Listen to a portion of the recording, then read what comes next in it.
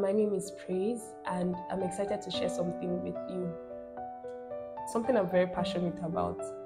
But before I share that, let me start by telling you just a little story to make you understand how or why this is very important. Someone shared something, actually, a pastor I respect a lot shared something, and he said that God is more ambitious about your life than you would ever be. And when he said it just resonated because I used to, when you're younger and you have big dreams, and I'm not just saying dreams that are in your head and you're not working it out. I wrote the SAT twice. Before I even, really shared it with my parents and all, I was already going for it. I applied to almost 20 universities. What am I saying? I applied to more than 20 universities. I did crazy things because I just wanted to jump. I wanted to school in an Ivy League. I wanted to read medicine. I wanted to have the best of everything I wanted to do. I don't know if you get that. I got waitlisted by an Ivy League. I got half funded scholarship to 2 schools. I think it was even up to 3. But because I didn't, the remaining thing was in millions. I didn't want to put that on my parents, so we just left that. I even applied to Oral Roberts. I applied to, there was another one, New Seasons. This one was working. After the interview, I was feeling myself, oh my God, I'm about to travel to Yankee. And last minute, everything just failed. Like, I think I almost ran mad at that period. But this was even very close to my second MB. And everything I had chased, I thought I was going to live in the middle of the session. Everything I had chased just crashed, everything. And I was back in medical school, trying to catch up. But then it was me holding God, and then somehow I passed the exam. And somehow, during that period, it was as if God was telling me, just fix your eyes on me, just fix your eyes on me. I didn't exactly know I didn't have dream again. I was just in school. You get, like, I was just in school, like, what am I doing here? But I was just there, and I was like, just fix your eyes on me. During one of the times I was in church, something happened, and I heard God tell me that I should stop writing for competitions. And that was what I had been doing for a long period of time. I would see a theme, if it's fair, I'll write on it. If it's something, I'll write on it, just so I could make money. Then I stopped writing for competitions. The word was stop writing for people, stop writing for competitions. I don't want that. So I stopped doing that. A month passed or something, and then someone put out something, and it was a Christian company, and they said, okay, the title of the team was Buried Manuscripts.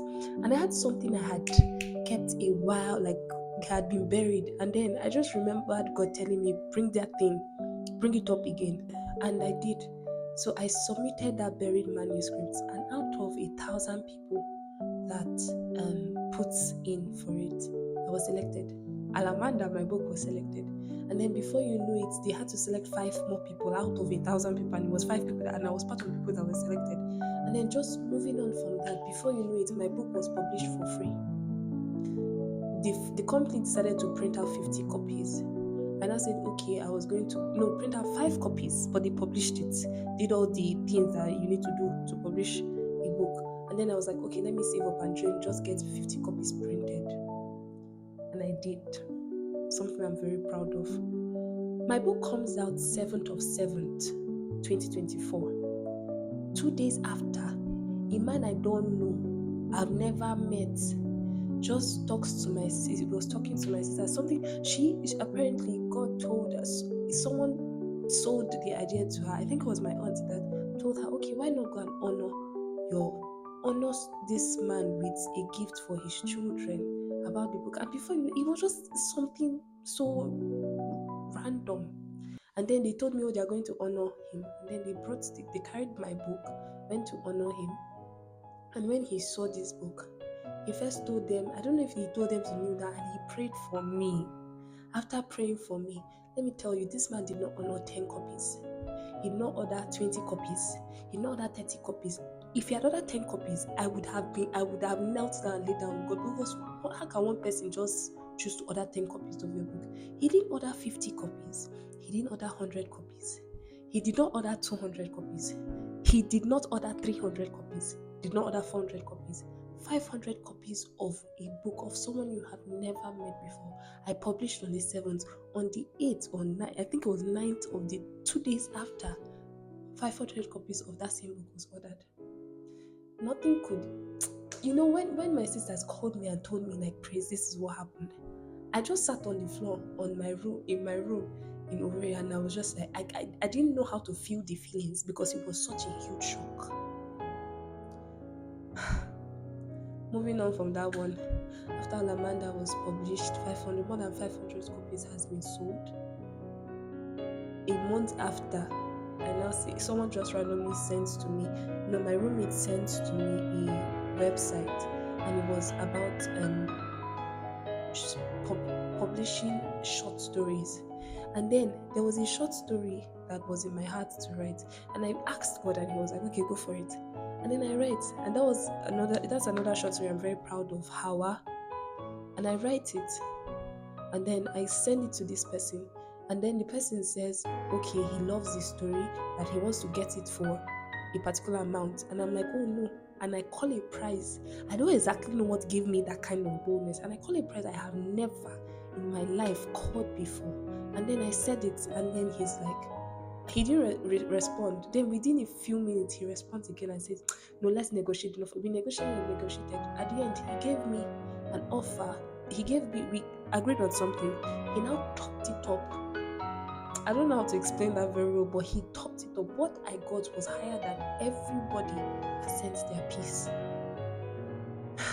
When we were supposed to sign the contract, that was supposed to be for 1 year, I was supposed to drop a contract, like drop what I wanted.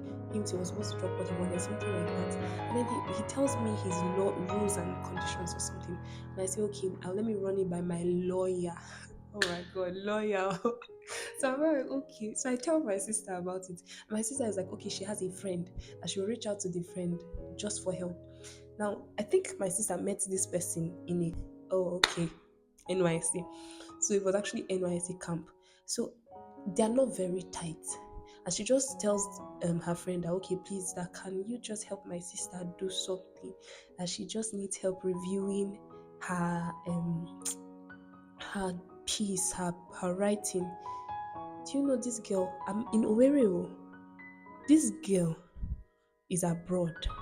She calls me over the phone, and then after calling me, she tells me, okay, 4 people, I need you by so and so time, please, I need you to be with your phone. 4 people are going to call you, they're my friends, and we're going to draft this thing. Do you know, I was on a call with 4 lawyers, no dime paid. They were drafting, redrafting.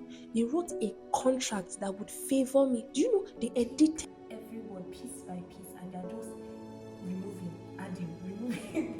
And I was just so amazed. And in my head, I'm like, oh my God, I'm not going to pay these people when they are done, because like we were on that thing for almost an hour. They were just on the call and they were taking it out, bringing it. When they were done, they took off clauses about how, because one of the things that was written in the contract was, I will not be able to use that piece as a movie or in any other form of media. It just had to be in that website for a whole year.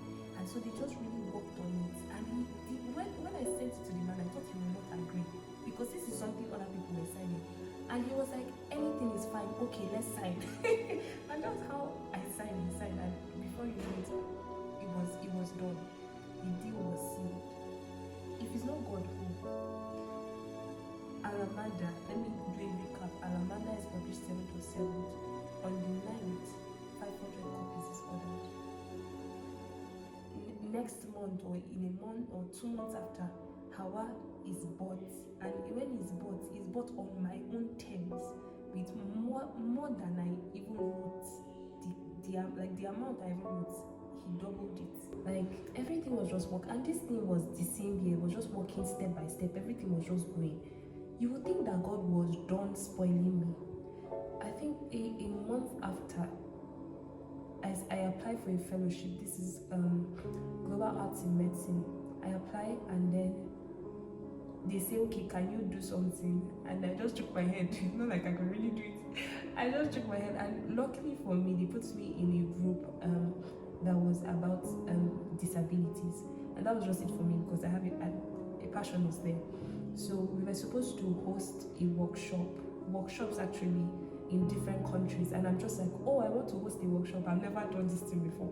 I'm like, oh, I want to host a workshop, and the theme that we had was Garden of Self. I'm not going to go into explaining that now, but you should check out my Instagram page because it has it right there. So I'm in this platform.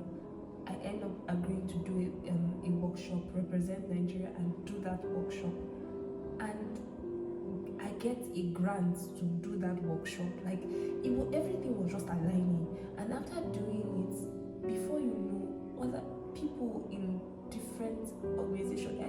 A woman reached out to me a while back, and this is someone I would not believe would actually reach out to me. And she reached out to me. I'm like, oh my god, what you did was so beautiful. Like I've seen the work. I did a spoken word. I was a lead spoken word artist for that platform, and then my piece gets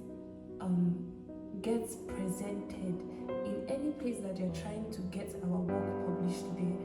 They put out my piece. You see them ask me, oh please, could we use your piece as an entry, or like as a I don't know how to explain these things, but what I'm trying to say is, in countries I've never stepped my foot in, my piece has gone before me. I did not have to struggle for this thing. It just came to my doorsteps. Do you understand what I'm trying to say? God has honored me, and he made it calm, but he made it loud. I don't know how to explain. I don't know how to put it more than that. And I didn't have to suffer for it. Do you get what I'm saying? So why we as youth, we like to feel like, oh, we have big dreams, all the God things can just wait and be by the side. Oh, we have to chase things. Let me tell you, you just want to suffer yourself, because it's in God. Any ambition that you think that you can have, I want to tell you that it's God, and he can blow your mind. He can actually, he's more ambitious than that thing that you think you sabi. He knows it more. Do you understand? So yeah, God is more ambitious about you than you can ever imagine.